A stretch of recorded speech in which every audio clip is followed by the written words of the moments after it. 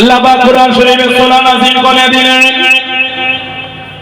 ও যুবকেরা, ও আমার মুরব্বি বাবারা, মায়েরা, বোনেরা, লোকেরা, আল্লাহ রাব্বুল আলামিন কুরআন শরীফে সূরাটা নাযিল করে দেন। তাব্বাত ইয়াদা আবি লাহাব ওয়া তাব, ধ্বংস কাবুলাবের অস্ত্র নয়, মা আমানা আনহু মালুহু ওয়া মা কাসাব, কোনো কাজে আসে নাই, কোনো উপকারে আসে নাই, যা সে উপার্জন করে দেন, যা সে ইনকাম করে দেন। উম্মে জামিল আবু লাহাবের স্ত্রী হাতে যে পাথরখানা উঠিয়ে দিয়ে আল্লাহ নবী সাল্লাল্লাহু আলাইহি ওয়াসাল্লাম হুজুরকে মারবে বলে হুজুরের দিকে ছুটা শুরু করে দিল। কাছে কাছে পৌঁছে গেল, নিকটে গিয়ে দাঁড়িয়ে গিয়ে আল্লাহ নবীকে দেখতে পেল না, আল্লাহ নবীকে নজরে পেল না।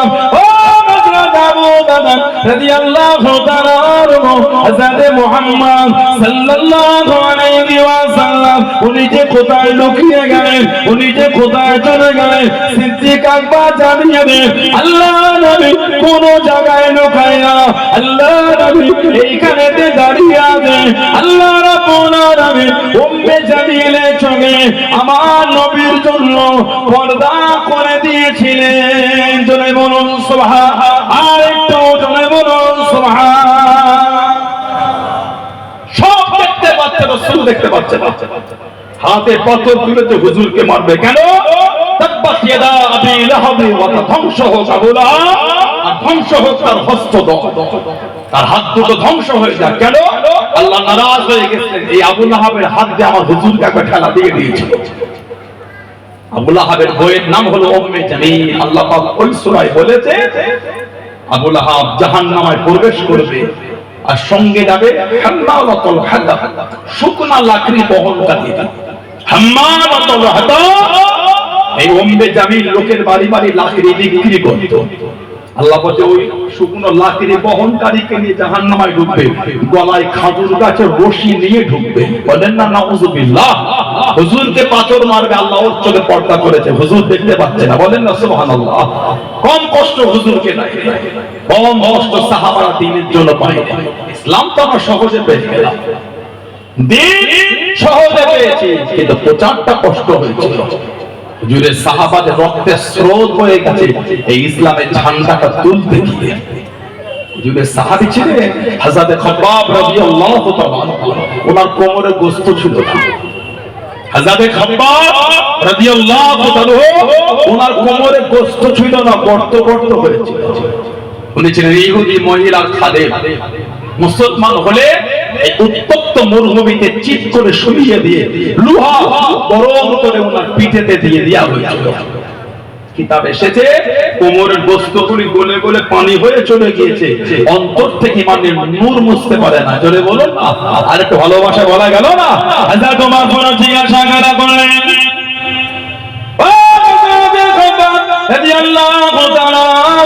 কোমরে গোশত নাই, কোমরে গর্ত গর্ত করে দিয়েছে, তোমার কোমরে গোশত নাই। হযরত খাব্বাব রাদিয়াল্লাহু তাআলা আনহু সম্পরা বানিয়ে কেটে কেটে জানিয়ে দিন, কেটে কেটে শুনিয়ে দিন, ও গরিবুল মুসলিমিন, হযরত ওমর রাদিয়াল্লাহু তাআলা আনহু, আমি খাব্বাব যখন মুসলমান হয়ে গিয়েছিলাম, আমি খাব্বাবকে উত্তপ্ত বালুতে শুইয়ে দিয়ে লুহা বড় করে আমার কোমরে দিয়ে দিয়েছিল।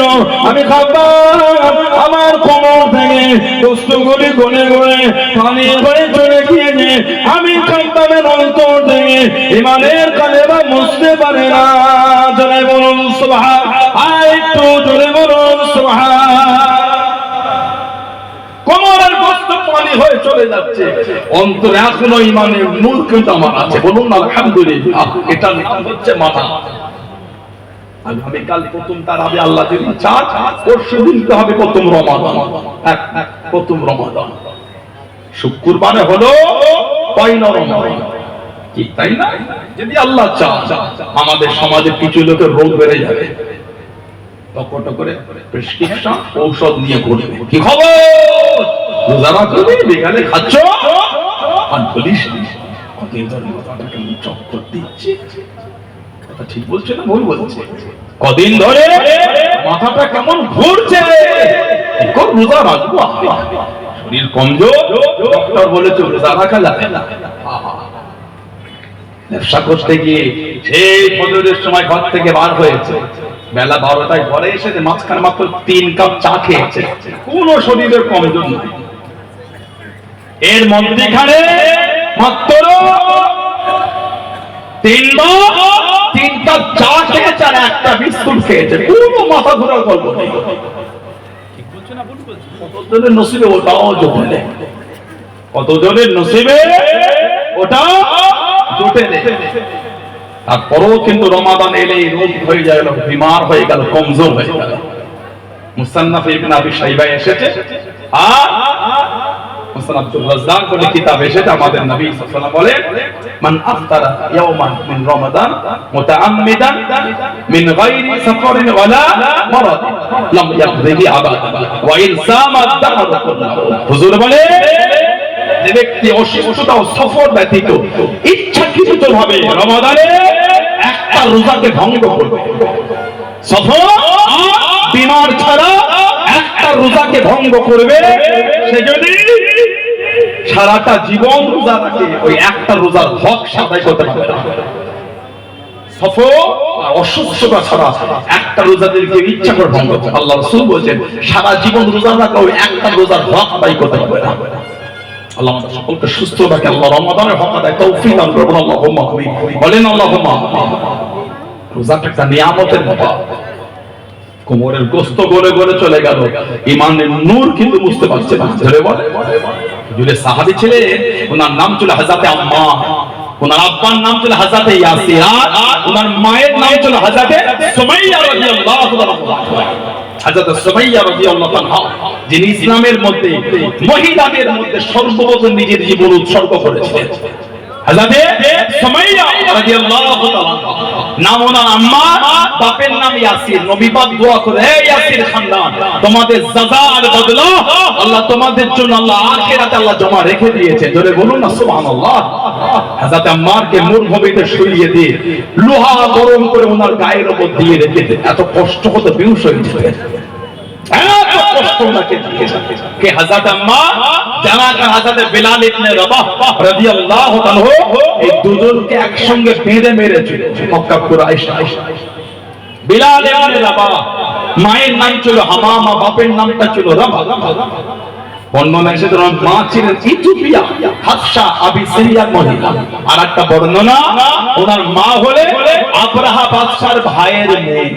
এই আবরাহা যে 570 খ্রিস্টাব্দে কাবা শরীফকে ভাঙবে বলে বার হয়েছিল, 570 খ্রিস্টাব্দে। কোরআন শরীফে একটা সূরা আছে, সূরা ফিল, হাতি সূরা। ফিল মানে হলো হাতি, এলিফ্যান্ট। আলাম তারা কাইফা ফাআলা রাব্বুকা বিআসহাবিল ফিল। এই ফিল শব্দের অর্থ হলো হাতি। এই 70,000 সৈন্য আর 13টা হাতি কাবা শরীফ ভাঙতে বার হয়েছে 525 খ্রিস্টাব্দে। ইয়েমেনের রাজধানীর নাম হলো সানাআ।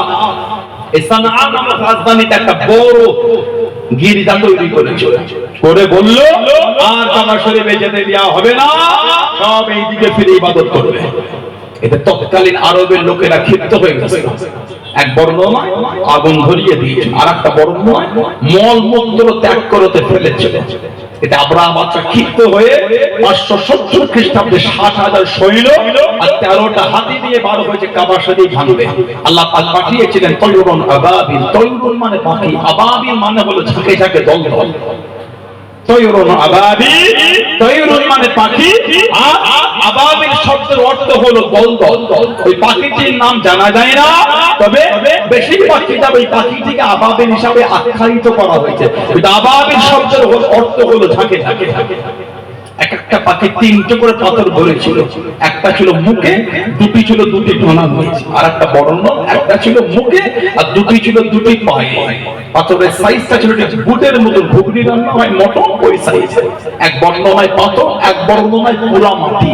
ওই উড়ে উড়ে সমস্ত থেকে ছেড়েছে, যার শরীরে যেইখানটায় পড়েছে গোস্ত হাড় মুচিরে ভেঙে নিচই নামিয়ে গেছে। জোরে বলে, আর জোরে বলা গেল না। মক্কা শরীফের বাইরে কাফেলা চলে গেল।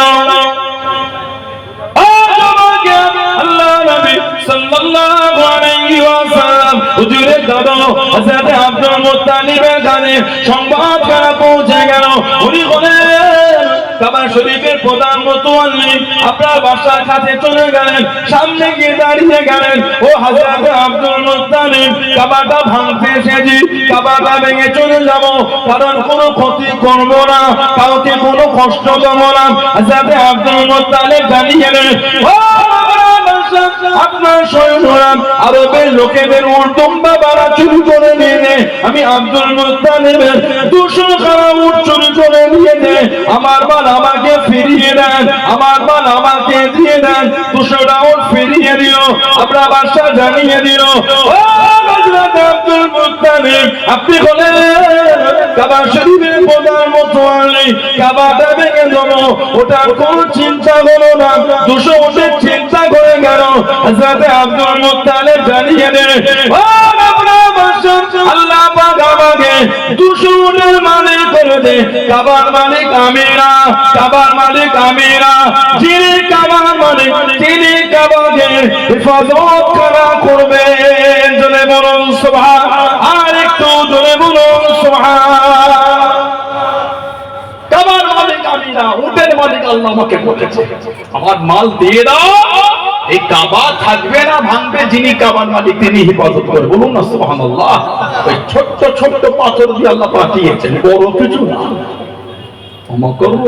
আল্লাহু খায়রুল মাকিরিন, তুই কৌশল করো, উত্তম কৌশলকারী কিন্তু আমার আল্লাহ। জোরে বলে, আর কি জোরে বলা গেল না?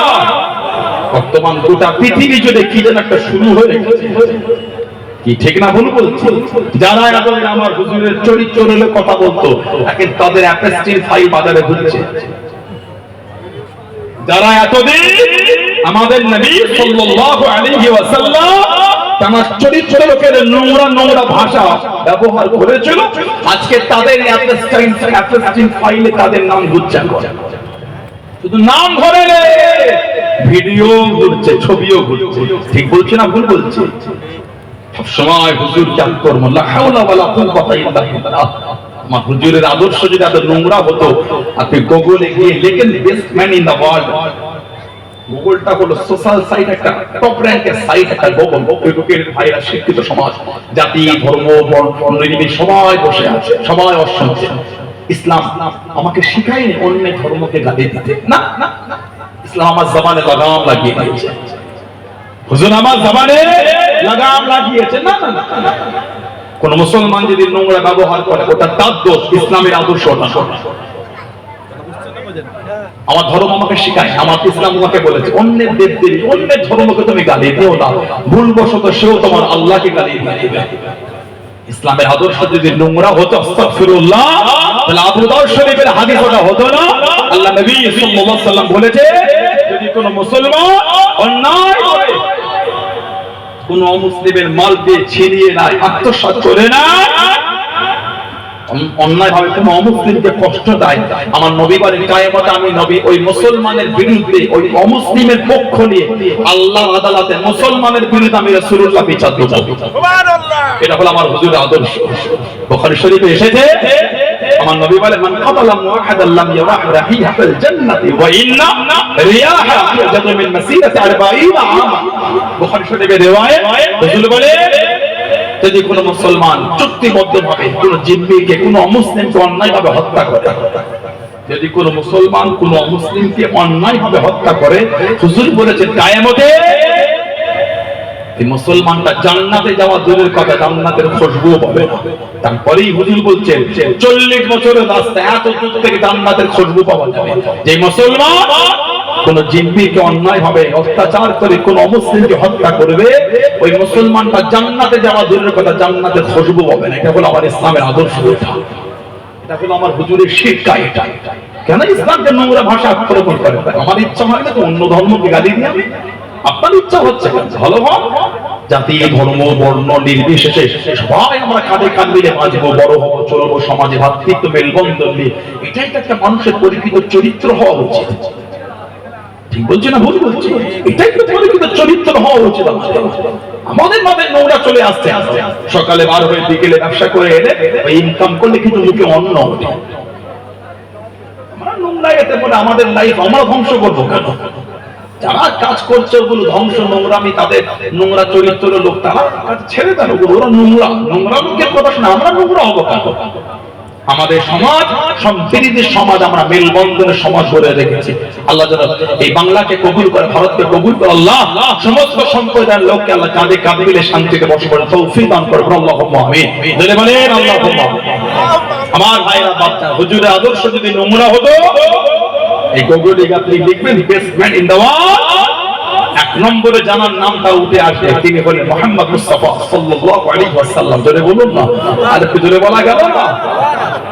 হুজুরের নামে যে নোংরা শব্দগুলি সোশ্যাল সাইটে ব্যবহার করা হচ্ছে, হুজুর যদি নাউজুবিল্লাহ ওইগুলির কাজী হতেন, আর পৃথিবীর মানচিত্রের সর্বযুগের সর্বশ্রেষ্ঠ মানুষ হবে, কোনদিন মেনে নিত না হুজুর এক নম্বরে।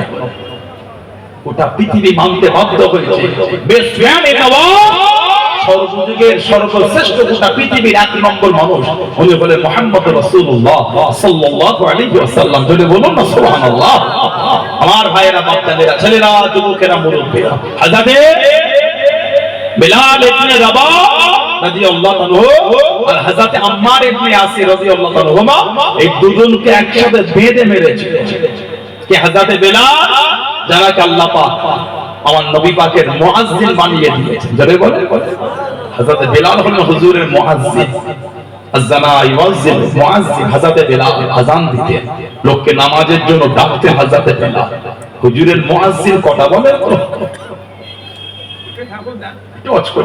আমাদের নবীর মুয়াজ্জিন কটা বলে?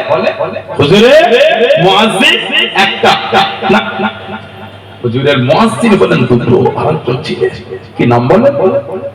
হুজুরের আরেকটা মুয়াজ্জিনের নাম ছিল হযরত আব্দুল্লাহ ইবনে উম্মে মাকতুম রাদিয়াল্লাহু তাআলা। জোরে বলো, জোরে বলা গেল না? মুসলিম শরীফের রিওয়ায়াত এসেছে, হুজুর বলেছেন আমার বিলাল যখন আযান দেবে তোমরা সাহারি শুরু করো। উনি রমাদান শরীফে তাহাজ্জুদের আযান দিতেন। আর আমার আব্দুল্লাহ ইবনে উম্মে মাকতুম যখন আযান দেবে তোমরা সাহারি বন্ধ করে দাও, মানে উনি ফজরের আযান দিতেন। আর একটা রিওয়ায়াত এসেছে আমার আব্দুল্লাহ ইবনে উম্মে মাকতুম যখন আযান দেবে তোমরা সাহারির জন্য রেডি হয়ে যাও, সাহারি শুরু করে দাও, মানে উনি তাহাজ্জুদের আযান দেন। আর আমার বিলাল যখন আযান দেবে তোমরা সাহারি বন্ধ করে দাও, মানে হযরত বিলাল ফজরের আযান দিতেন। জোরে বলুন না সুবহানাল্লাহ। আব্দুল্লাহ ইবনে উম্মে মাকতুম রাদিয়াল্লাহু তাআলা উনি ছিলেন মা সাইয়্যিদা তাহিরা তাইয়্যিবা খাদিজা রাদিয়াল্লাহু তাআলা নিজের মামাতো ভাই। জন্ম থেকে অন্ধ, চোখে দেখতে পেতেন, জন্ম থেকে অন্ধ, কিন্তু হুজুরের মুয়াজ্জিন সাহাবী। আল্লাহ নবী কম বেশি 13 বার মদিনা শরীফে ওনাকে দায়িত্ব দিয়ে হুজুর সফরে গেছেন। 13 বার এই অন্ধ সাহাবীকে হুজুর মদিনা শরীফের দায়িত্ব দিয়ে সফরে গেছিলেন। জোরে বলবেন না সুবহানাল্লাহ। হযরত আব্দুল্লাহ ইবনে উম্মে মাকতুম তিনি অন্ধ, কিন্তু 30 পারা কোরআন শরীফের হাফেজ ছিলেন। জোরে বলবেন না? ওনার জন্য আল্লাহ পাক কোরআন শরীফের সূরা আবাসার 16টা আয়াত আল্লাহ ওনার জন্য নাযিল করেছেন। জোরে বলুন, আর জোরে বলা গেল না? আল্লাহ নবী উদ্দিনে নেতাদের দিনে দাওয়াত দেয়। হযরত আব্দুল্লাহ ইবনে উম্মে মাকতুম রাদিয়াল্লাহু তাআলা আনহু আল্লাহ নবী সাল্লাল্লাহু আলাইহি ওয়াসাল্লামের কাছে হাজির হয়ে গেলেন। আল্লাহ নবীকে দিন সম্পর্কে জিজ্ঞাসা করা করলেন, কোরআন শরীফ সম্পর্কে জিজ্ঞাসা করা করলেন। আল্লাহ নবী মুখটাকে ঘুরিয়ে দিয়ে ইহুদি নেতাদের দিনে দাওয়াত দেওয়া শুরু করে দেন। উনি নবী দরবার থেকে চলে যাবে, আল্লাহ রাব্বুল আলামিন হুকুম করে দেন, ও নবী আপনি তাদের দিনে দাওয়াত দেন, ওরা দিন কবুল করবে না। যে অন্ধ মানুষের দিক থেকে মুখটা ফিরিয়ে নেন, উনি দিন থেকে কবুল করবে, ওনাকে দরবার থেকে ফিরিয়ে দেবেন না, অন্ধ বলে মুখটা ঘুরিয়ে নেবেন না। আল্লাহ নবী সাল্লাল্লাহু আলাইহি ওয়াসাল্লামের নূরের কাছে ধাক্কা দিয়ে ঈমানের কালিমা বলে মুসলমান হয়ে গেলেন। জোরে বলুন সুবহানাল্লাহ, আর একটু জোরে বলুন সুবহানাল্লাহ। সময় পেলে আল্লাহ নবীর কাছে থেকে দাঁড়িয়ে গেলেন, ইয়া রাসূলুল্লাহ, নবী আল্লাহ হুজুর একটু কোরআন শরীফ তেলাওয়াত করেন। আল্লাহ নবী তেলাওয়াত করেন, উনি শুনে শুনে মুখস্থ করেন। হুজুর একটু তেলাওয়াত করেন। আল্লাহ নবী তেলাওয়াত করেন, উনি শুনে শুনে মুখস্থ করেন। আবার যখন সময় পেলেন আল্লাহ নবীর কাছে দাঁড়িয়ে গিয়ে হুজুর একটু কোরআন শরীফ তেলাওয়াত করেন। আল্লাহ নবী নূরে জবান করে 30 পারা কোরআন শরীফের হাফেজ হয়ে গেলেন। জোরে বলুন সুবহান। আর একটু জোরে বলুন সুবহান। ও যুবক, আল্লাহ নবী সাল্লাল্লাহু আলাইহি ওয়াসাল্লামের পেশাব শরীফে পড়ে খেলাফতের দায়িত্ব করা পেয়ে গেলেন হযরত আবু বকর সিদ্দিক রাদিয়াল্লাহু তাআলা আনহু। ওনার ইন্তেকালের পরে খেলাফতের দায়িত্ব করা পেয়ে গেলেন হযরত ওমর রাদিয়াল্লাহু তাআলা আনহু। কাছে দিকে দাঁড়িয়ে গেলেন, পাশে দিকে দাঁড়িয়ে গেলেন। ও হযরত ওমর রাদিয়াল্লাহু তাআলা আনহু, হুজুর বিয়াদি মাফ করুন, আল্লাহ রাব্বুল আলামিন জীবনের সমস্ত আশাটা মিটিয়ে দিলেন। একটা আশা রয়ে গেল, একটা চাওয়া রয়ে গেল। কি আশা রয়ে গেল?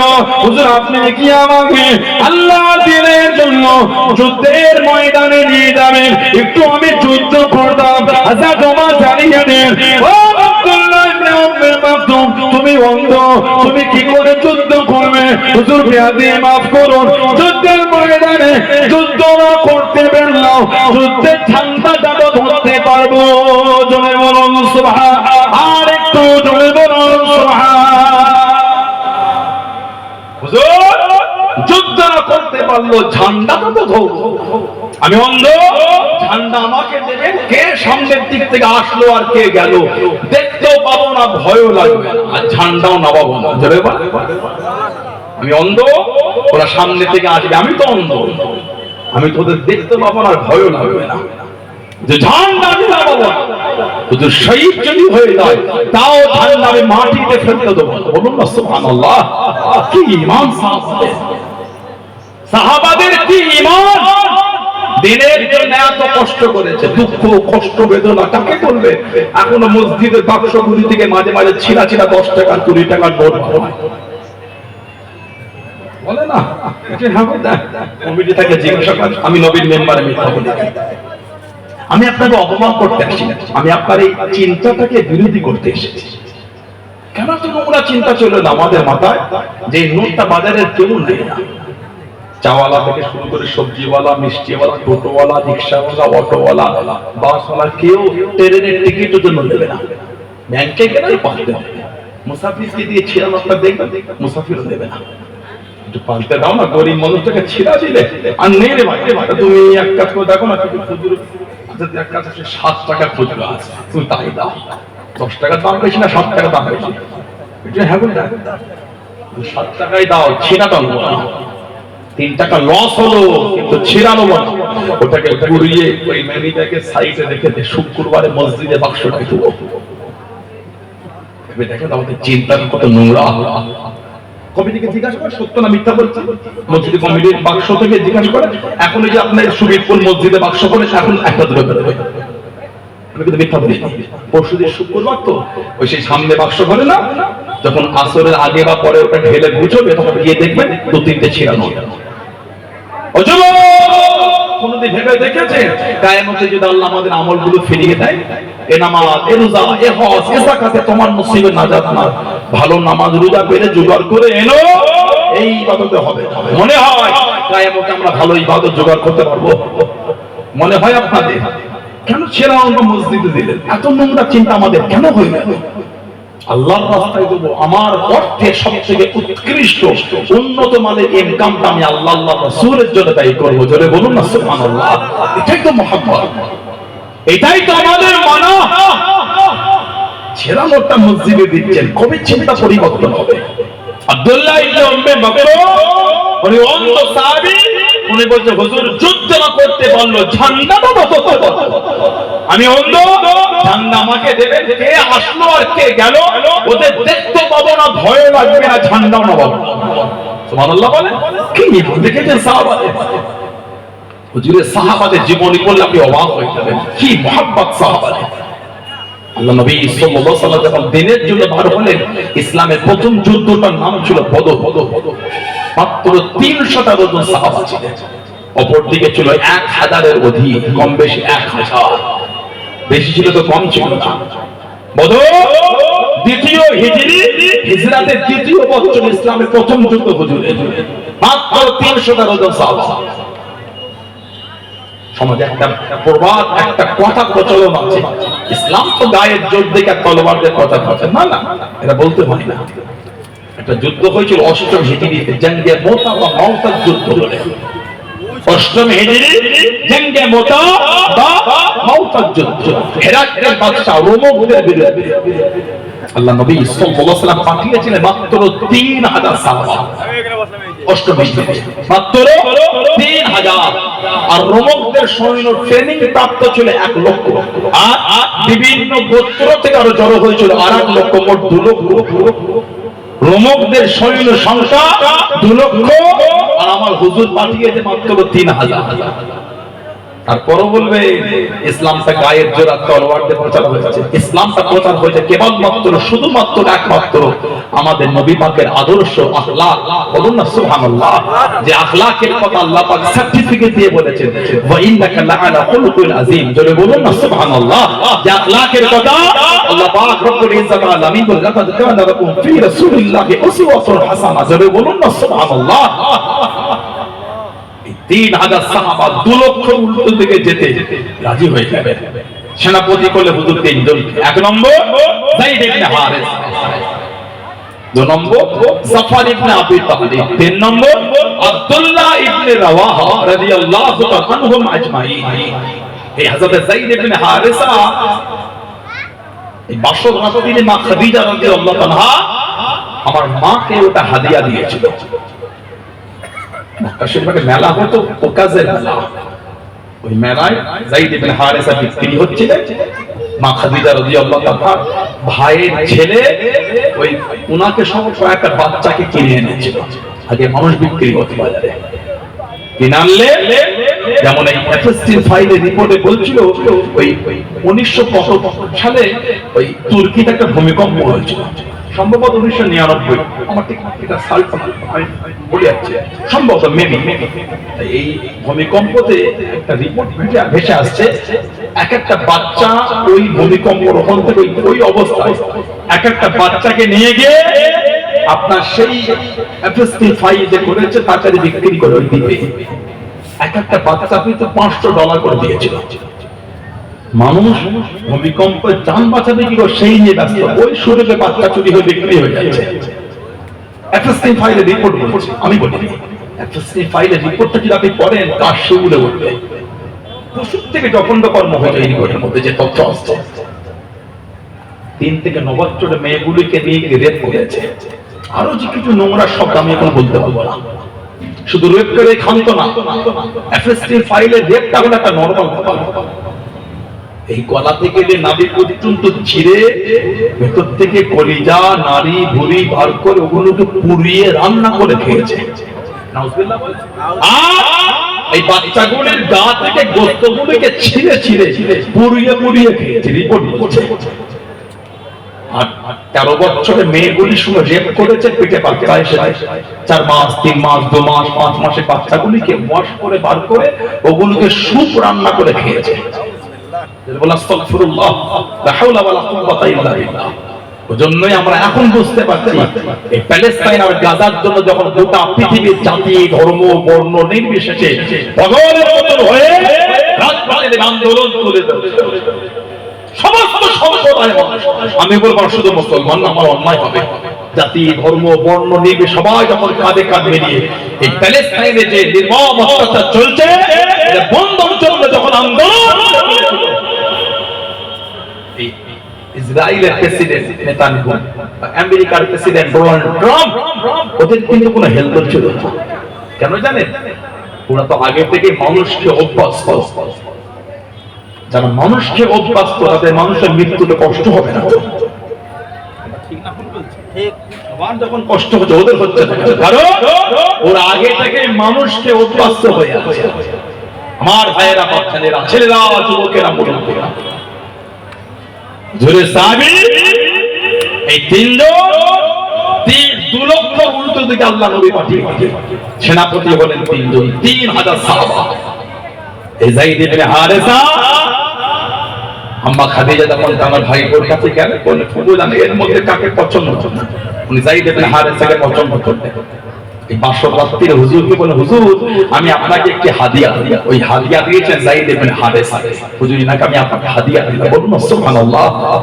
হুজুর এত ভালোবাসে যাইদ ইবনে হারেসা, যখন উনি শহীদ হয়ে গেলেন এই জঙ্গে মুতা বা মাউতার যুদ্ধ, হুজুর উনার বাড়ি থেকে বাচ্চা পড়া মেয়েটাকে জড়িয়ে হুজুর কাঁদছিলেন।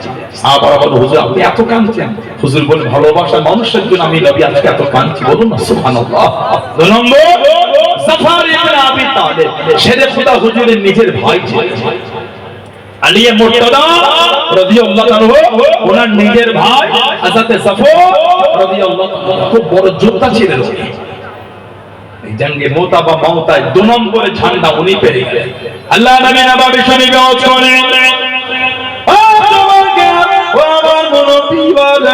আল্লাহ নবী সাল্লাল্লাহু আলাইহি ওয়াসাল্লাম ওয়াজটাকে বন্ধ করে দেন। একজন করে শহীদ হয়ে যায় হযরত জিবরাইল আলাইহিস সালাম আল্লাহ নবীর কাছে একটা একটা করে নাম বলে দেয়। আল্লাহ নবী সাহাবাদের একটা একটা করে শুনিয়ে দেয়। আল্লাহ নবী জানিয়ে দেন, ও এবার যুদ্ধে ঝান্ডা মারা আমার চাচা দোয়াই আমার জাফর যুদ্ধে ঝান্ডা খানা তুলে নে, যুদ্ধখানা চালিয়ে যায়, যুদ্ধখানা পরিচালনা খানা করে নয়। আল্লাহ নবী জানিয়ে দেন, ও আমার জাফর তার হাত খানা কেটে দিয়ে দে, আমার জাফরকে দমাতে পারল না, আমার জাফরকে আটকাতে পারল না।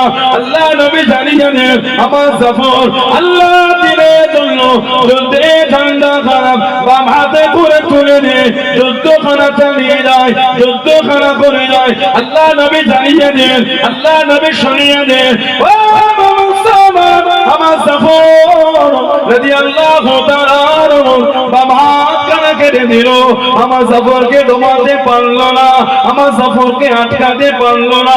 আল্লাহ দিনের জন্য যুদ্ধে ঝান্ডা খারাপ তাতে করে কামড়ে ধরে মুখটাকে উঁচু করে যুদ্ধখানা চালিয়ে যায়। জোরে বলুন সুবহানাল্লাহ, আর একটু জোরে বলুন সুবহানাল্লাহ। ডান হাত কেটেছে, বাম হাত কেটেছে, ঝান্ডা কামড়ে ধরে উঁচু করে যুদ্ধ করতেছে। জোরে বলবেন সুবহানাল্লাহ। আল্লাহ তো খুশি হয়েছে। হুজুর বলে আল্লামা জাফরকে জান্নাতে 2টো ডানা দিয়েছে আল্লাহ।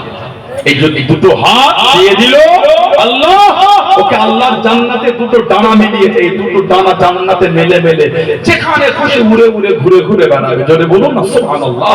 ওর জন্য ওনাকে বলা হয় জাফরুত তাইয়ার, হযরত জাফর ইবনে আবি তালিব রাদিয়াল্লাহু তাআলা। 3 নম্বরে ঝান্ডা ছিল আব্দুল্লাহ ইবনে রাওয়াহা, উনি কবি ছিলেন। এই 2জন শহীদ হয়ে গেছে, মনের মধ্যে একটা ইতস্তত ভাব হচ্ছে। তখন উনি নিজেকে কবিতা বলছেন, মনকে, এই মন এক ফোঁটা নাপাক পানিদের তো তৈরি, তোমার আবার এত অহংকার কিসে? মন শহীদ তোকে হতেই হবে। নিজের মনকে বলছে সুবহানাল্লাহ।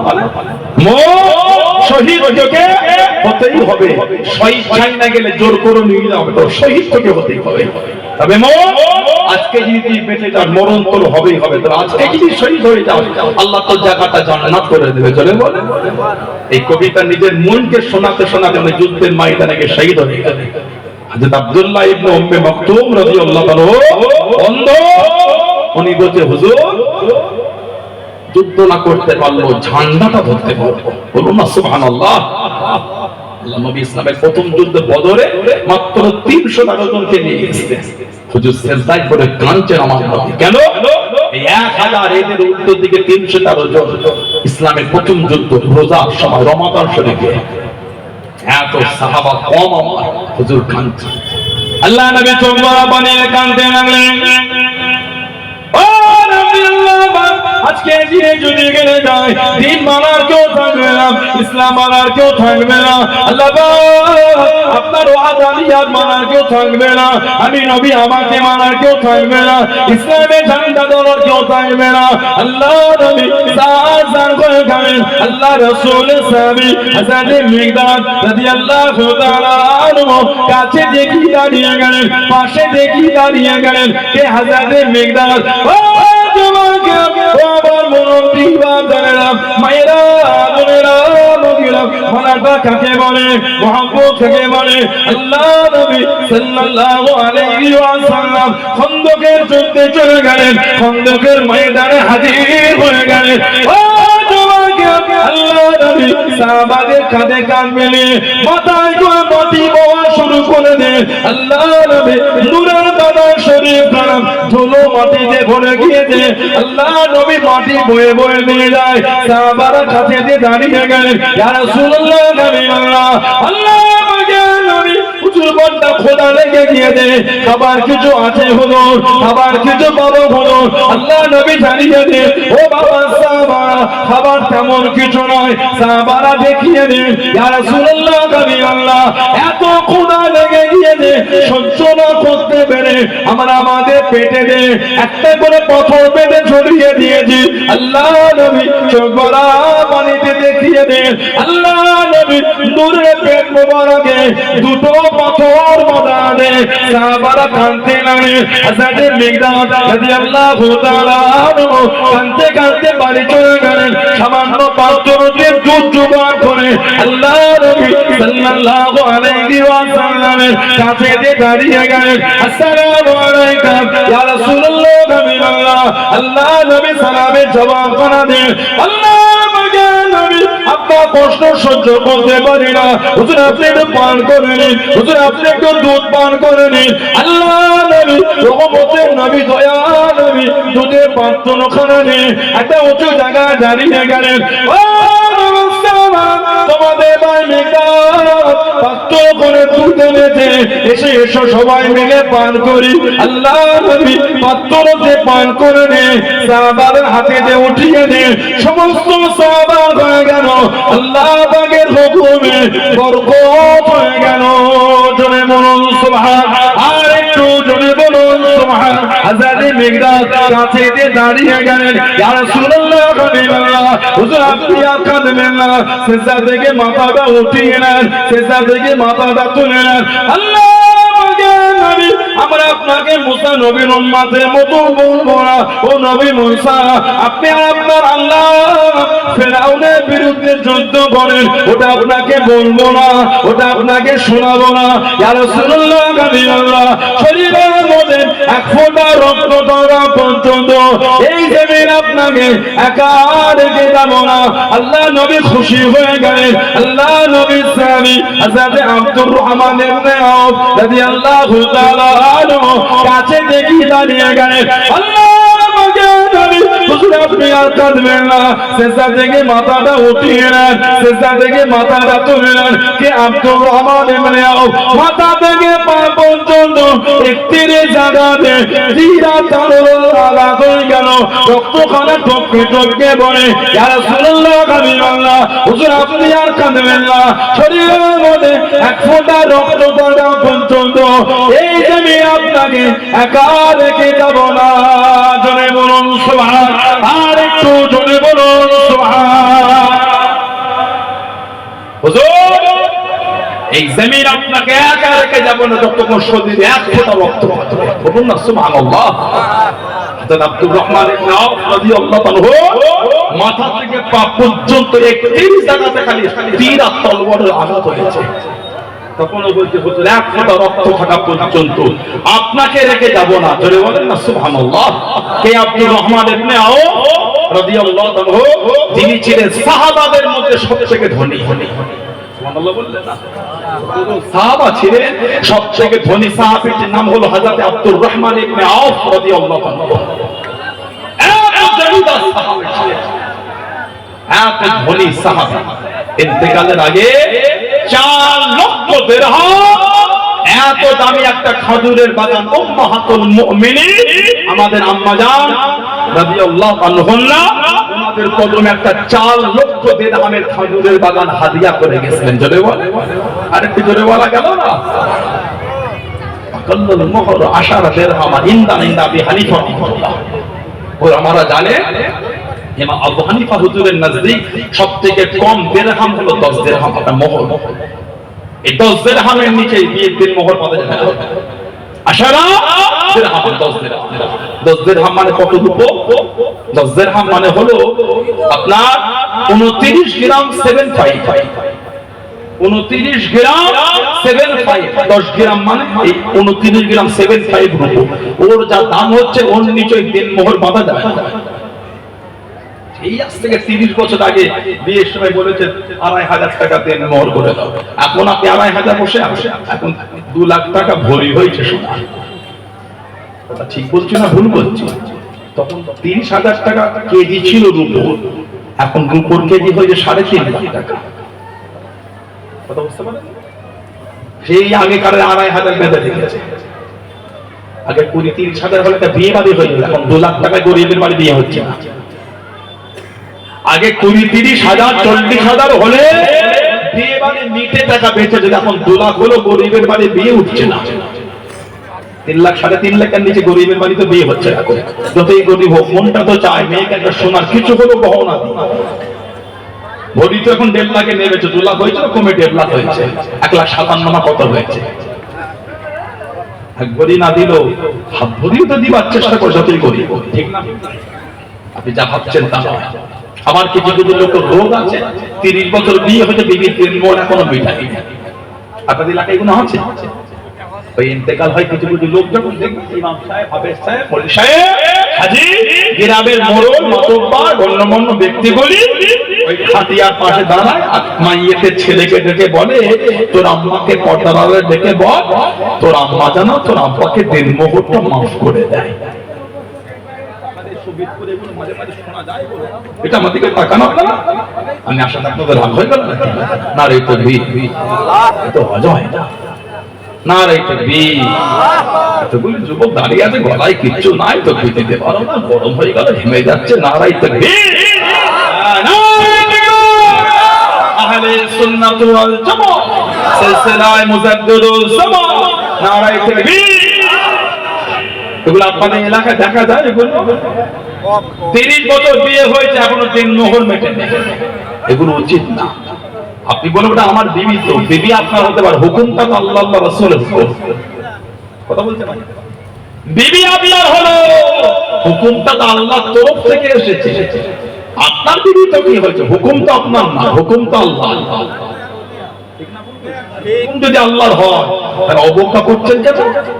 কোন স্বামীর যদি মনের ভাবনা হয় বিবির দিন মোহর দেবো না, আল্লাহ শরীয়তের বিধান ওই মেয়েটা ওই ছেলেটার জন্য হারাম।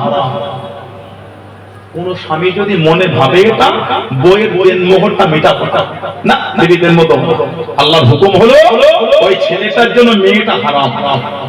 সম্পর্ক হলো হবে জিনা, বাচ্চা হলে হবে অবৈধ সন্তান। 30 বছর বিয়ে হলো এখনো দিন মোহর মোহর। 30 বছর আগে যে বিয়ে হয়েছিল সে প্যান্ডেল খরচা কি এখনো বাকি আছে? খাওয়া দাওয়া, বাবুর্চি, রান্না খরচা এখনো বাকি, সব মিটে গেল। যাকে বিয়ে করার জন্য এত কিছু হলো ধুমধাম, সব মিটে গেল, কিন্তু যাকে বিয়ে করার জন্য হলো তার দিন মোহরটা মিটছে না। যাদের দিন মোহর বাকি আছে আজকে রাতে না হলে কালকে মিটিয়ে দেবে, এগুলো ঠিক না।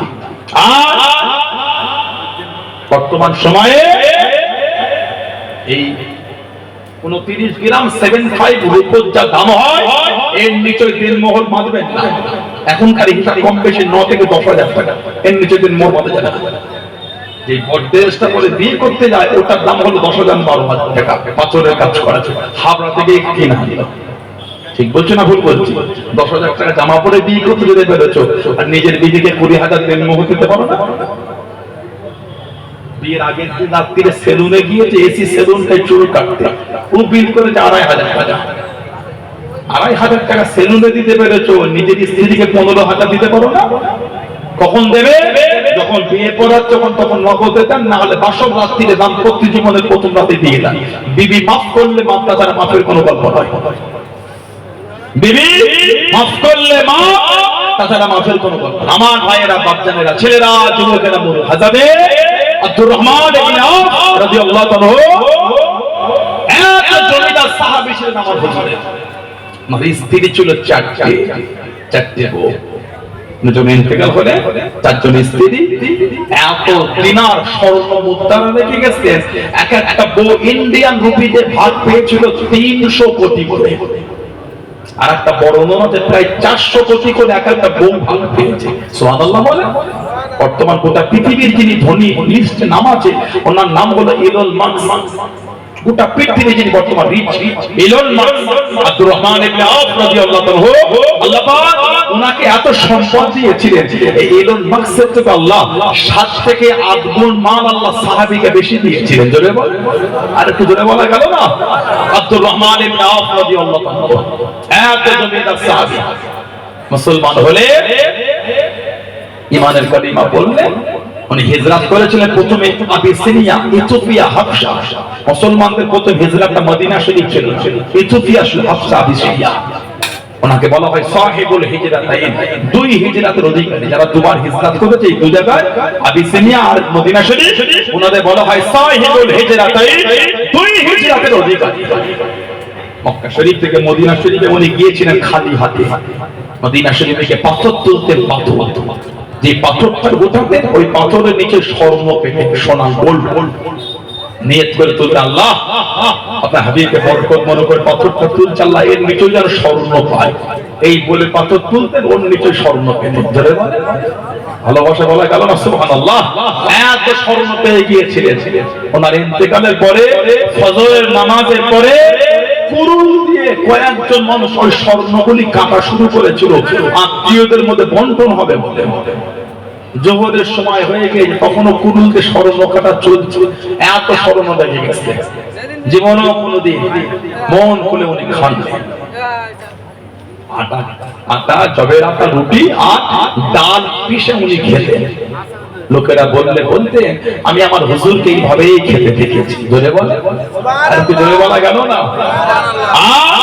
জীবনও কোনোদিন পেট ভরে উনি গোস্ত গোস্ত মাঝে মাঝে মুখের কাছে নিয়ে গিয়ে সরিয়ে দিতেন সাহাবারা বলতেন আমি আমার হুজুরকে কোনোদিন পেট ভরে গোস্ত খেতে দেখিনি আল্লাহ রাসূল জীবনে পেট ভরে গোস্ত খেলেন না আমি হুজুরের সাহাবী হয়ে আমি পেট ভরে গোস্ত খাই কি করি আহা বলেন সুবহানাল্লাহ আর কি জোরে বলা গেল না এত ভালোবাসা সাহাবারা হুজুরের সাহাবী ছিলেন হযরত মুসআব বিন উমাইর রাদিয়াল্লাহু তাআলা এত জমিদার ঘরের ছেলে ছিলেন মক্কা শরীফে যে রাস্তাতে হেঁটে যেতেন লোক না দেখেই বলতো মুসআব বিন উমাইর গিয়েছেন কেন উনি এত দামি খুশবু মাখতেন তৎকালীন মক্কা শরীফে অত দামি খুশবু কেউ মাখতো না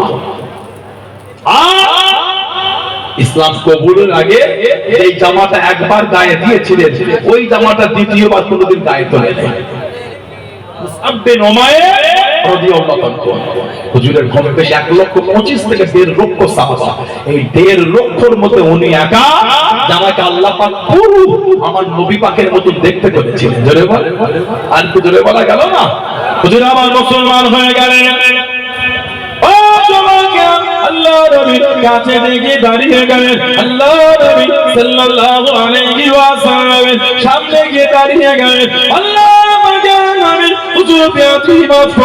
আমি যে মুসলমান এটা আপনি কাউকে বলবেন না এটা আপনি কাউকে শোনাবেন না আগে আমি ইসলামের বিধানগুলো শিখে নিই তারপরে আপনি জানাবেন হযরত মুসআব বিন উমাইর রাদিয়াল্লাহু তাআলা লুকিয়ে লুকিয়ে গোপনে গোপনে দ্বীনের বিধানগুলো শিখে নেয় হযরত উসমান ইবনে তালহা কে উসমান ইবনে তালহা যিনি 8ম হিজরিতে মুসলমান হয়েছিলেন আল্লাহ নবী সাল্লাল্লাহু আলাইহি ওয়াসাল্লাম হিজরতের আগে কাবা শরীফের সামনে দাঁড়িয়ে গেলেন ও উসমান ইবনে তালহা তোমার কাছে কাবা শরীফের চাবিটা দে আমি নবী আমাকে একবার চাবিটা দিয়ে দাও মনটা চায় মনটা গানে আল্লাহ বাগে কাবা শরীফের ভিতরে একবার যাব উসমান ইবনে তালহা জানিয়ে দেন কাবা শরীফের চাবি আমি আপনাকে দেব না কাবা শরীফের চাবি আপনার হাতে দেব না আল্লাহ নবী জানিয়ে দেন ও উসমান ইবনে তালহা এমন একটা দিন আসবে এমন একটা সময় আসবে আল্লাহ রাব্বুল আলামিন কাবা শরীফের চাবিখানা আমি নবী আমার হাতে উঠিয়ে দেবেন আমার হাতে তুলে দেবেন সেদিন আমি নবী যাকে খুশি কাবা শরীফের চাবি দেবো কেউ বলার কেউ থাকবে না বলার কিছু থাকবে না আল্লাহ রাব্বুল আলামিন 8ম হিজরিতে মক্কা শরীফ ফাতহ করে দেন মক্কা বিজয় হয়ে গেল আল্লাহ নবী সাল্লাল্লাহু আলাইহি ওয়াসাল্লাম কাবা শরীফের কাছে দাঁড়িয়ে গিয়ে আল্লাহ নবী ডাক দিয়ে দেন ও উসমান ইবনে তালহা কাবা শরীফের চাবিটা দাও বাবা আমি নবী আমার হাতে দাও বাবা আল্লাহ নবী কাবা শরীফের চাবিটা নিয়ে কাবা শরীফের ভিতরে চলে গেলেন, ঘুরে ঘুরে দেখে নোংরা গুলিকে বাইরে করে দে। আল্লাহ নবী বাইরে বার হয়ে গিয়ে হুজুর আমার ডাক দিয়ে দে। সেদিনের কথা কি মনে পড়ে, সেদিনের কথা কি স্মরণ হয়? আমি নবী জানিয়েছিলাম এমন একটা দিন আসবে আল্লাহ রাব্বুল আলামিন কাবা শরীফের চাবি আমার হাতে দেবে, আমি নবী যাকে খুশি তাকে দেব। আমি রাসূলুল্লাহ সাল্লাল্লাহু আলাইহি ওয়াসাল্লাম আল্লাহ পাকের কাবা শরীফের চাবি খানা আজকে এই দিনে তোমার হাতে দিয়ে দিলাম। জোরে বলুন সুবহান, আর একটু জোরে বলুন সুবহান। সেদিন কিন্তু তোমাকে বলেছিলাম আমি নবী তোমার হাতে দিলাম, আর কিয়ামত পর্যন্ত কাবা শরীফের চাবি আল্লাহ তোমার খানদানের হাতে রেখে দেবে। বললেন না সুবহানাল্লাহ, হুজুর দোয়া করে দিলেন। উসমান ইবনে তালহা বলতে কাবা শরীফের চাবি হুজুর আমাকে দিচ্ছে, চাবি আসছে না, আমি উসমান ইবনে তালহার অন্তর আল্লাহ ঈমানের নূর দিয়ে দিচ্ছে। জোরে বলেন ভালোবাসা বলা গেল না। তিনজন গেলেন অষ্টম হিজরিতে মুসলমান, তিনজন। এক নম্বর খালিদ বিন ওয়ালিদ রাদিয়াল্লাহু তাআলা, ওনার লাকাব ছিল সাইফুল্লাহ, সাইফুল মানে তলোয়ার, সাইফুল্লাহ ওনার লাকাব হলো আল্লাহর তলোয়ার। বলুন না সুবহানাল্লাহ। জীবনে 150 বেশি যুদ্ধকারী সেনাপতির দায়িত্ব পালন করেছে, একটা তো হারে না, প্রত্যেকটাই জয়ী হয়েছে। যে টুপিটা মাথায় দিয়ে যুদ্ধ করতে, ওই টুপিতে হুজুরের নূরের বাদাম শরীফের চুল শরীফ ওই টুপির সঙ্গে জড়ানো ছিল, ওই টুপিটা মাথায় দিয়ে যুদ্ধ করেছে। জোরে বলে। আর কিতাব আছে আল্লামা হাফিজ ইবনে কাসির রাহমাতুল্লাহ, উলামা হযরত আল্লামা হাফিজ ইবনে কাসির রাহমাতুল্লাহ আল বিদায়া ওয়ান নিহায়া বলে কিতাব লিখেছেন, তারিখের কিতাব। ওই কিতাবে এসেছে সাহাবাদের একটা দল দিনের দাওয়াত দিতে দরিয়া দজলা তাইগিস নদীর কিনারায় চলে গেল। নৌকা নাই, বোট না, স্টিমার না, যে একদিক থেকে আরেক দিকে পার হবে। ওটা টাইগ্রিস নদীর পানিটা ফুলে ফেটে জোয়ার। সাহাবাদের মধ্যে ইতস্তত ভাব হচ্ছে যে পানিটা পার হবে কি করে। হযরত সাদ ইবনে আবি ওয়াক্কাস রাদিয়াল্লাহু তাআলা, খালিদ বিন ওয়ালিদ রাদিয়াল্লাহু তাআলা এই দুজন মিলে একটা কড়া ভাষণ দিয়ে দিলেন। ও ওরে সাহাবারা, আমরা দুনিয়ার স্বার্থে বার হয় না, আল্লাহর দ্বীনের জন্য বার হয়েছে। ভয় খেও না, বিসমিল্লাহি তাওয়াক্কালতু আলাল্লাহ, বিসমিল্লাহি তাওয়াক্কালতু আলাল্লাহ, লা হাওলা ওয়ালা কুওয়াতা ইল্লা বিল্লাহ। এই ঘোড়ালে পানিতে নেমে পড়ো। সাহাবারা জিনার ঘোড়ালে পানিতে নেমে পড়লেন। কিতাব এসেছে একটা ঘোড়া পানিতে ডুবছে না, ডাঙার মতন একদিক থেকে আরেক দিকে পার হয়ে যাচ্ছে। জোরে বলবেন না, আরে জোরে বলা গেল না। একটা ঘোড়া ডুবে, খালি একজন সাহাবীর একটা কাঠের ডিব্বা ওই পানিতে পড়ে গেছে পার হতে গিয়ে। পার হয়ে গিয়ে সাহাবীর মধ্যে দাঁড়িয়ে সাদ ইবনে আবি ওয়াক্কাস আর খালিদ বিন ওয়ালিদ রাদিয়াল্লাহু আনহুমা বললেন, আল্লাহ আপনার হাবিবের সাহাবাদের কারোর কোনো ক্ষতি হয়নি, একজনের একটা কাঠের কৌটা পড়ে গিয়েছে। আল্লাহর হুকুম এই পানিতে ভেসে ভেসে কৌটাটাও আল্লাহর হুকুম কিনারায় পৌঁছে গিয়েছিল। জোরে বলো, আর একটু জোরে বলা গেল না। আর একজন ছিলেন হযরত আমর ইবনুল আস রাদিয়াল্লাহু তাআলা, যাকে 14 হিজরি ওমর ফারুক মিশরের গভর্নর করেছিলেন। উসমান ইবনে উসমান ইবনে তালহা হযরত মুসআব বিন উমাইর হুজুরের মুসলমান হওয়াটা মক্কা শরীফে লটিয়ে দিল। ওনার দামি দামি জামা কাপড় সব ছিনিয়ে নিয়েছিল। ছিঁড়া ফাটা জামা পরে ঘরে মক্কা শরীফে মদিনা শরীফে যখন হুজুরের সামনে বসতেন আর হুজুরের কাছ থেকে চলে যেতেন, আল্লাহ নবী ওনাকে দেখলে হুজুরের নূরের চোখে পানি পড়াতো। আহা, সাহাবারা বলতেন হুজুর মুসআব বিন উমাইরকে দেখলে কেন কাঁদেন আপনি? আল্লাহ নবী কাঁদতেন, বলতেন, ও আমার সাহাবারা, আমি মুসআব বিন উমাইরের ওই জীবনটা আমি দেখেছি। কোন জীবন? যেই জীবনের জামাটা একবার গায়ে দিয়েছে, ওই জামাটা দ্বিতীয়বার কোনোদিন গায়ে দেয়নি। যে রাস্তা দিয়ে হেঁটে হেঁটে চলে গিয়েছে, ওই লোক না দেখেই বলতো মুসআব বিন উমাইর গিয়েছে। আজকে সেই ছেলে আল্লাহ রাসূলকে এত ভালোবেসেছে, আমার দরবারে ছিঁড়া ফাটা জামা পরে বসে আছে। ওকে একবার দেখো, ওর চাদরটা ছিঁড়া, তালি দেওয়া, তাপিয়ে দেওয়া, মানে ও আল্লাহ রাসূলকে এত ভালোবেসে ফেলেছে। ওর জীবনে সব কিছু ছেড়ে দিয়ে ওই গরিব সে আমার দরবারে এসে বসে আছে। জোরে বলুন, আর একটু জোরে বলা গেল। আজকে দেখেন এতগুলি লোক এখানে চলে এসেছে। আপনাদের এই শোভিতপুর এই এলাকায় বিয়ে বলে চটে বসে খেতে দেয়, চটে তাই বসে খেতে দিতে বলে না, একবার কেউ বসে মনে মনে কেউ বসবে না। কি রে, মাইয়ের বাড়িতে খেতে দেখেছিস না বিয়ে বাড়ি খেতে দেখেছিস? ঠিক না বলবো? বিয়ে বাড়িতে চটে বসে কেউ খাবে না। আজকে কোটিপতি, ধনী, বড় লোক, জমিদার, আমির সব কিন্তু ধুলোওয়ালা চটেই বসে আছে, ভাঙা পাড়া চেয়ারটায় বসে কতদিন দাঁড়িয়ে আছে। কোটিপতি লোকটাকে হাত ধরে টানতে হয় না, বসনারে নিজেই টুক টুক টুক টুক করে ধুলোওয়ালা ছেঁড়া চটে বসে আছে। মানে আল্লাহ আল্লাহ রাসূলের ভালোবাসা আমাদের সব ভুলিয়ে দিয়েছে। জোরে বলে, আর কি জোরে বলা গেল না? সুবহানাল্লাহ। আল্লাহ আল্লাহ রাসূলের প্রেম আমাদের টাকা পয়সা, বাড়ি গাড়ি, ধন সম্পত্তি সব ভুলে গিয়ে আমরা পাগলের মতন এসে আল্লাহ আল্লাহ রাসূলের দুটো কথা শুনবো বলে ছেঁড়া চটেই এসে বসে গেছে। জোরে বলুন না সুবহানাল্লাহ। তুমি আর কিছু আর মনে নেই। মুসআব বিন উমাইর আমার নবীর দরবারে যখন বসতেন, হুজুর কাঁদতেন আর বলতেন, ওকে দেখো এই ছেলেটা যে জামাটা একবার গায়ে দিয়েছে, দ্বিতীয়বার আর ওই জামা গায়ে দেয়। মক্কা শরীফ ওকে দেখেছে, আহা হুজুরের নূরের চোখ দিয়ে টপ করে পানি ঝরছে। হুজুর কাঁদছে না, বলছে আজকে একবার দেখো ওই যে জামাটা পরে আছে না, ওই জামাটা তালি দেওয়া হাত তাপতে দিয়ে আছে দেখে গেছে, আর যে চাদরটা গায়ে জড়িয়েছে ওকে একবার দেখো, চাদরটা ফাটা ছিঁড়া তালি দেওয়া তাপতে দেওয়া। মানে ও আল্লাহ আল্লাহ রাসূলের ভালোবাসায় কত জমিদারি জীবন ছেড়ে দিয়ে আজ আমার দরবারে এসে ছিঁড়া জামা পরে আল্লাহ আল্লাহ রাসূলকে ভালোবেসে বসে আছে। জোরে বলুন না সুবহানাল্লাহ। হযরত আব্দুর রহমান ইবনে আওফ রাদিয়াল্লাহু তাআলা সাহাবাদের মধ্যে সবথেকে ধনী। জীবনে কোনোদিন পেট ভরে গোশত খাইনি। আটাকে পিষে জবে আটা রুটি দিয়ে খেতে আর বলতে আমি আমার হুজুরকে কোনোদিন পেট ভরে গোশত খেতে দেখি। আল্লাহ রাসূল জীবনে পেট ভরে গোশত খেলেন না, আমি হুজুরের সাহাবী হই আমি খাই কি করে? এটাই তো মানা, এটাই তো মহব্বত। বলেন না সুবহানাল্লাহ।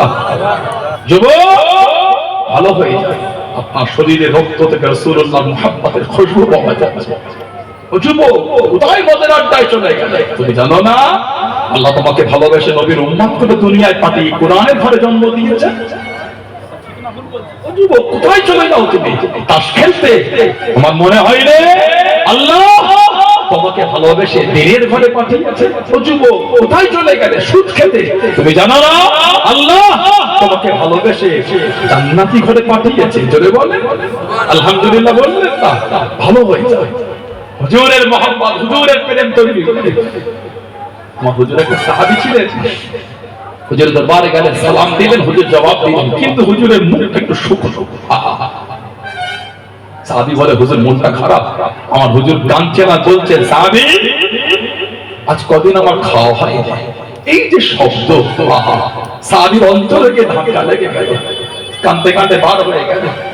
বাড়িতে গেলেন খাবার নাই, পাশের বাড়ি গেলেন খাবার নাই, মদিনা শরীফে বার হয়ে গেছে, কোথায় কিছু না কাজ হবে খুঁজে খুঁজে খুঁজে খুঁজে গরম রৌদ্র তাপে একটা ইহুদির বাগানে ঢুকেছে, খাজুরের বাগান। ভাই ইহুদি একটা কাজ আমাকে দেবে? ইহুদি বলে এই গরম রোদে কি কাজ করবে? মক্কা শরীফের গরম যারা গিয়েছেন আমরা জানেন, মাঝে মাঝে খালি পায়ে নয় পাতলা জুতো পরে হাঁটলো মনে হয় গলা থেকে ভাব উঠছে গরমের ভাব। যারা মক্কা শরীফে গিয়েছেন ওদের জিজ্ঞাসা, আপনাদের এলাকার অনেক ভাই তো বাইরে বাইরে কাজ কাম করে, জিজ্ঞাসা করবে সাহাবী ইহুদির বাগানে গিয়ে কাজ দেবে? ইহুদি বলছে ভাই কি কাজ করে গরমে? তবে আমার বাগানে একটা কুয়া আছে, পানিটা অনেক নিচে নেমে গেছে, তুমি যদি ওই কুয়াতে বালতি নামে এক বালতি পানি রশি টেনে তুলতে পারো একটা খেজুর পাবে। সাহাবী বলে তাতে রাজি আছে। হুজুরের মুখের হাসিটা দেখতে বলুন না সুবহানাল্লাহ। চলে গেলে রশি ছেড়ে দিয়ে বালতি নামে টেনে টেনে পানি তুলে এক বালতি পানি একটা খাজুর নিজের চাদরটা রুমালটা বিছিয়ে ওতে জড়ো করে, আবার এক বালতি আর একটা খাজুর, আবার এক বালতি আর একটা খাজুর। কিছু হয়েছে দেখে কাঁদছে, হয়তো এতে হুজুরের পেট ভরবে না। আবার কিছুক্ষণ পানি তুলে কিছুটা খাজুর হয়েছে নিয়ে আমার হুজুরের দরবারে চলে গেছে। হুজুরকে সালাম দেন, হুজুর বলে এই সাহাবী শরীর ঘেমে গেছে, হাতে ফুসা উঠেছে, কি করছিস? হুজুর এই আপনার জন্য খেজুরগুলি আমি আনছিলাম, যদি আপনার খাওয়া হয় না হুজুর আমার বুক ফেটে যাবে, আমি আপনার জন্য ইহুদির বাগানে গিয়ে পানি তুলে হুজুর এই খেজুরগুলো এনেছি। আমার হুজুর বলে সাহাবী তুমি যে এত কষ্ট করলে কিসে তোমাকে করিয়েছে? সাহাবী কাঁদছে বলছে ইয়া রাসূলুল্লাহ, আল্লাহ আল্লাহ রাসূল ভালোবাসা আমাকে এই কষ্ট করিয়েছে। জোরে বলুন না সুবহানাল্লাহ। হুজুর আপনার প্রেম আর সহ্য না করতে পেরে হুজুর আমি চলে গিয়ে আপনার জন্য খাবার জোগাড় করে এনেছি। জোরে বলুন সুবহানাল্লাহ। সেই সাহাবাদের জীবনী বলে বললে হয় না, মানি মানি কি বলে যেই নবী আজও আমাদের জন্য কাঁদছেন, ইয়া রাব্বি হাবলি উম্মতি, ইয়া রাব্বি হাবলি উম্মতি, ইয়া রাব্বি হাবলি উম্মতি। আল্লাহ আমার উম্মতের কি হবে আল্লাহ, আমার উম্মত যে বড় গুনাহগার আল্লাহ, আল্লাহ ওদের নাজাত দিয়ে দেন আল্লাহ, বলেন না সুবহানাল্লাহ। শরীফ এসেছে নবী পাক কিয়ামতের ময়দানে সিজদায় পড়ে যাবে আমাদের জন্য। সব বলবে নবী আদম আলাইহিস সালাম, হুজুর এটা আমাদের জন্য দোয়া চেয়ে দেন। আদম নবী আলাইহিস সালাম ইসহাব ইলা গায়রি, অন্যজনের কাছে যাও, ঘুরে ঘুরে ঘুরে ঘুরে ঈসা রূহুল্লাহ আলাইহিস সালাম উনি আবার ইসহাব ইলা গায়রি, ইসহাব মুহাম্মদ সাল্লাল্লাহু আলাইহি ওয়াসাল্লাম, যাও মুহাম্মদ সাল্লাল্লাহু আলাইহি ওয়াসাল্লাম চলে যাও। যখন আমার নবীর দিকে আমরা দল বেঁধে কিয়ামতে যাব, আমাদের নবী দুধ থেকে বলবে আনা লাহা আনা লাহা আনা লাহা, এসো আমার দিকে এসো, আমি তোমাদের জন্য একটু আল্লাহর কাছে সুপারিশই করে দিই। জোরে বলুন না সুবহানাল্লাহ। আল্লাহ নবী মাকামে মাহমুদের সিজদায় পড়ে যাবে। আল্লাহ পাক কিয়ামতে বলে, হাবিব আজ কিয়ামতের ময়দানে আজকে আপনি কাঁদবেন, হাবিব আজকে কাঁদবেন। আমার নবী সিজদায় পড়ে কাঁদবেন আর বলে, আল্লাহ আমার উম্মত বড় গুনাহগার আল্লাহ, আল্লাহ ওদের নাজাত দিয়ে দেন আল্লাহ, না হলে ওরা জাহান্নামী হয়ে যাবে। আল্লাহ আমার উম্মত বড় গুনাহগার, আল্লাহ আমার উম্মত বড় পাপী আল্লাহ। আল্লাহ পাক রহমতের দরিয়া ইসলামের কিয়ামতে বলে, ইরফা রাসাক ইয়া মুহাম্মদ, ইরফা রাসাক ইয়া মুহাম্মদ, হাবিব সিজদা থেকে মাথাটা উঠিয়ে না, আর আপনি কাঁদবেন না। গুনাহগারদের জন্য আমার কাছে সুপারিশ করে, আমি আল্লাহ আপনার সুপারিশকে কবুল করে আপনার গুনাহগার উম্মতদের আমি আল্লাহ নাজাত দিয়ে দেব। জোরে বলেন, আর একটু জোরে বলা গেল না? এই নবীর ভালোবাসা তৈরি আল্লাহ আমাদের কবুল করে, আল্লাহ আমাদের শরীয়তের বিধানে চলা তৌফিক দান করে দেবেন। আল্লাহুম্মা আমিন। আল্লাহ আমাদের যুবক ভাই বোনের মন, আল্লাহ যুবতী কোনগুলির মন আল্লাহ নোংরা থেকে ভরিয়ে দেবেন। আল্লাহুম্মা আমিন। জোরে বলেন আল্লাহুম্মা আমিন। দুরূদ শরীফ আল্লাহুম্মা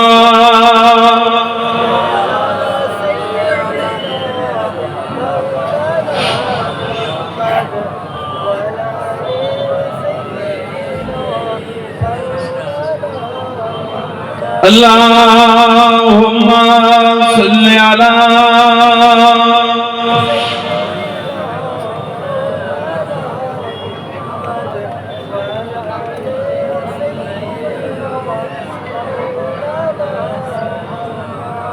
تو کوجا منو کوجا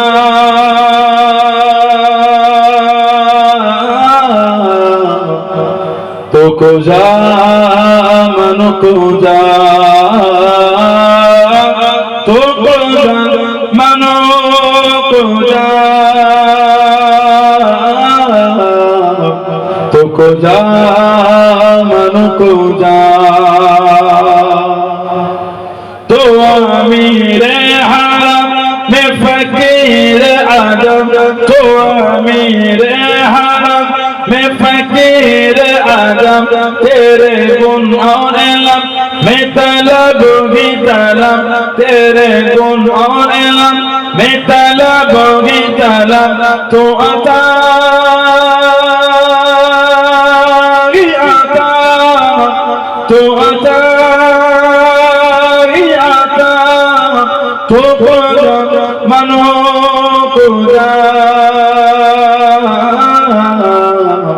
تو کوجا منو کوجا تو کوجا منو کوجا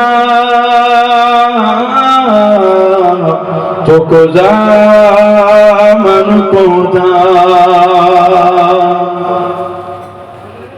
الہام ہے جامع تیرا الہام ہے جامع تیرا قرآن امام ہے تیرا قرآن امام ہے تیرا میرا تیرا عرش بر میرا تیرا عرش بر یا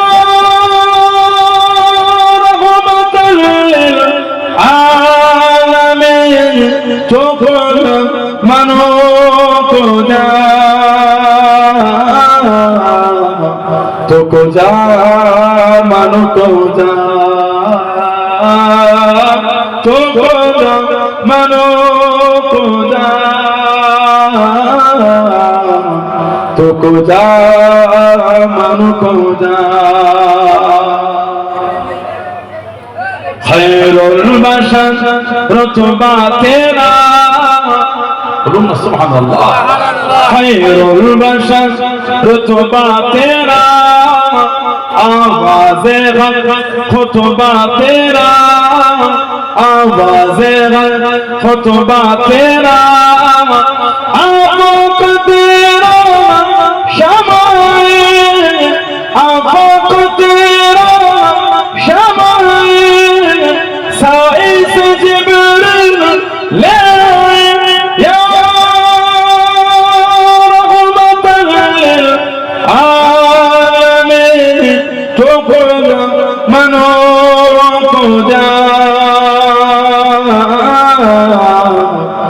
को जा मन को जा तो को जा मनो को जा तो को जा मन को जा। अल्लाहुम्मा सल्ले अला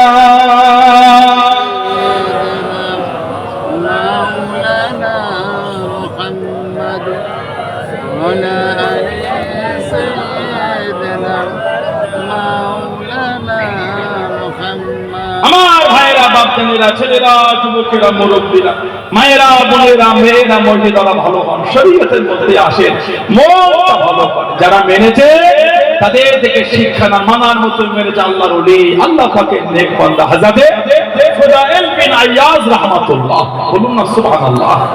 হযরত ফুদাইল বিন আইয়াজ এত বড় আল্লাহর ওলি ছিলেন। জন্মটা ছিল 107 হিজরিতে, 107 হিজরি। ফুদাইল বিন আইয়াজ ওনার জন্ম হচ্ছিল খোরাসান, যেটা বর্তমান ইরাক আর ইরানের মধ্যে অবস্থিত। আর একটা বর্ণনা আছে মধ্য এশিয়ার একটা দেশ, নাম হলো উজবেকিস্তান। মধ্য এশিয়ার দেশ আমি গত ডিসেম্বর মাসে 26-27 তারিখ সফর থেকে ফিরলাম। Uzbekistan, Samarkand, Bukhara, Tashkent. বুখারায় বাড়ি কিন্তু ইমাম বুখারী রাহমাতুল্লাহ। ওনার মাজারটা বুখারায়, ওনার মাজারটা হলো সামারকান্দ থেকে একটু দূরে, খাট্টানিকা বলে। সামারকান্দ থেকে দূরে খাট্টানিকা। ইমাম আবু আব্দুল্লাহ মুহাম্মদ ইবনে ইসমাইল বুখারী রাহমাতুল্লাহ বাচ্চাবেলায় চোখে দেখতে পেতেন, অন্ধ ছিলেন। মা কাঁদতেন, আল্লাহ আমার মুহাম্মাদের চোখ দুটিকে ভালো করে দেন, আপনার দ্বীনের রাস্তায় ওকে দিয়ে দেবো। কোন এক রাতে স্বপ্ন দেখলেন, নবী ইব্রাহিম আলাইহিস সালাম স্বপ্নের মধ্যে বলছে, যা আল্লাহ তোমার মুহাম্মাদের চোখ ভালো করে দিয়েছে। মা ঘুম থেকে উঠে দেখি ইমাম বুখারীর চোখ দুটিকে আল্লাহ ভালো করে দিয়েছে। জোরে বললেন আলহামদুলিল্লাহ। মায়ের দোয়াটা আল্লাহ অনেক বড় দোয়া করেছে। দুঃখ, কষ্ট, বেদনা কাকে বলবে? আমাদের বাড়ি কিন্তু ছেলে আর মেয়ে আছে, মা বাপের সাথে দুর্ব্যবহার করে, আছে না? মা বাপকে গালি দেয়, বাস জবান पर। তুমি জানো আল্লাহ নবী সাল্লাল্লাহু আলাইহি ওয়াসাল্লাম বলেছেন, হুমা জান্নাতুকা ওয়া নারুকা। ছেলেরা, মা বাপ তোমাদের জন্য জান্নাত, মা বাপ তোমাদের জন্য জাহান্নাম। যেমন ব্যবহার করবে তেমন পাবে। খারাপ রাস্তায় গাড়ি জোরে চালালে কি হয়? গাড়ি ভালো হবে তো?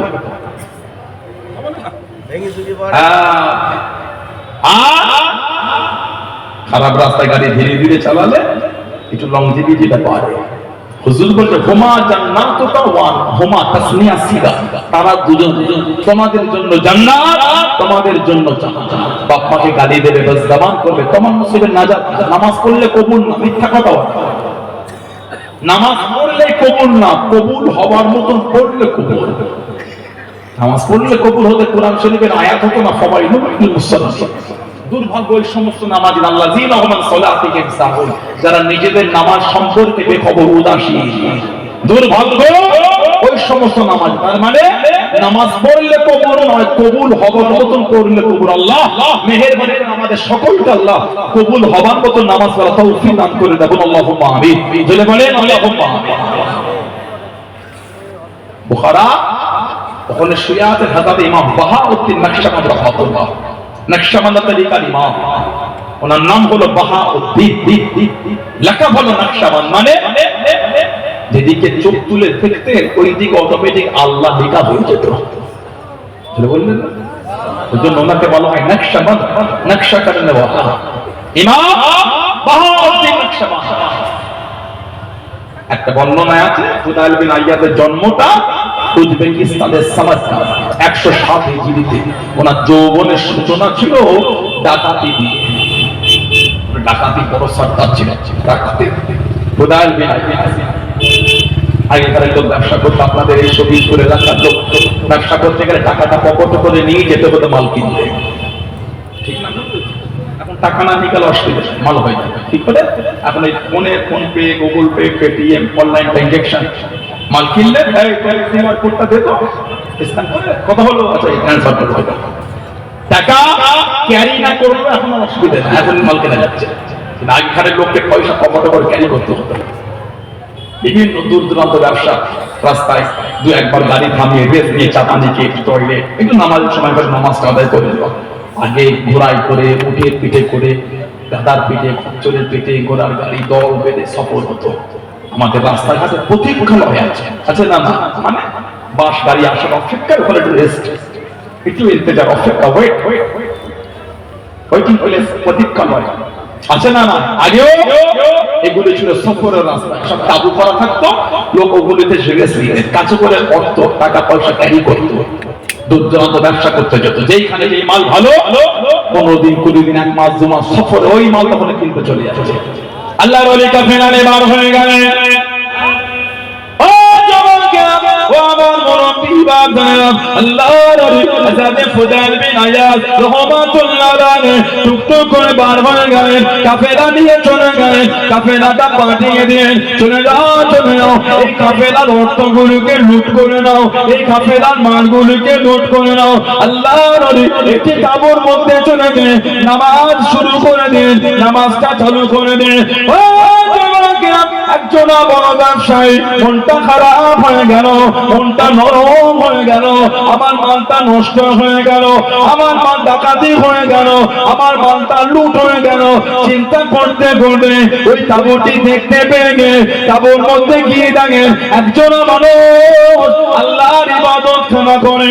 ও কাছে গিয়ে জানিয়ে দেন, আমি কি মালটা রাখতে পারি, আমি কি আমার অর্থ না আপনাদের জিম্মা দিতে পারি? বাইরে ডাকাতি হয়, আমার মালটা লুট হয়ে যাবে, এই মালটা কি আপনি দেখভাল করতে পারেন? ডাকাতি খানা মিটে গেলে আবার মালটাকে নিয়ে চলে যাব।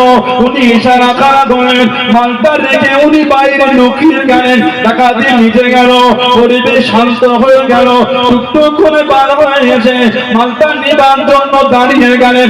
যারা চুরি করছিল তারাই ঘিরে বসে আছে, মনটা খারাপ হয়ে গেল, মাল আমার লুট হয়ে গেল, মাল আমার চুরি হয়ে গেল।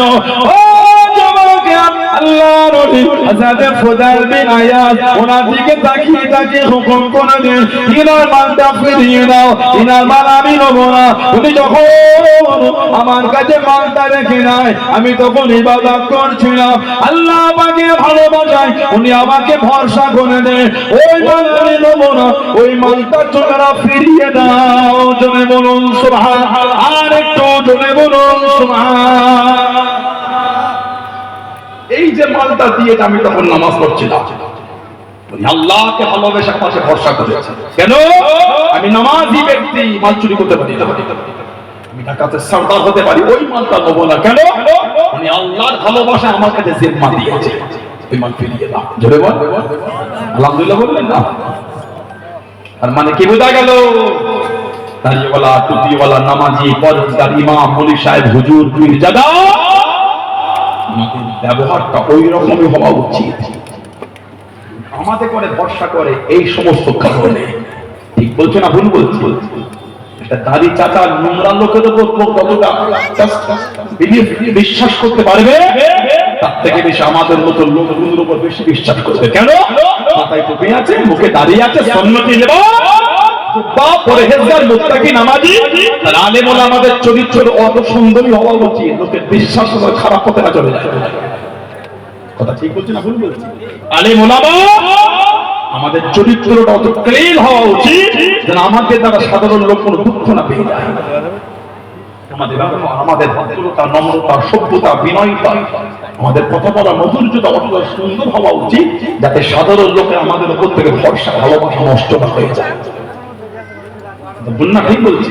হযরত ফুদাইল বিন আইয়াদ মাল ফিরিয়ে দিলেন। আল্লাহ ওনার অন্তরে হেদায়েতের নূর দিয়ে দিয়ে জোরে বল, আর একটু জোরে বলা গেল।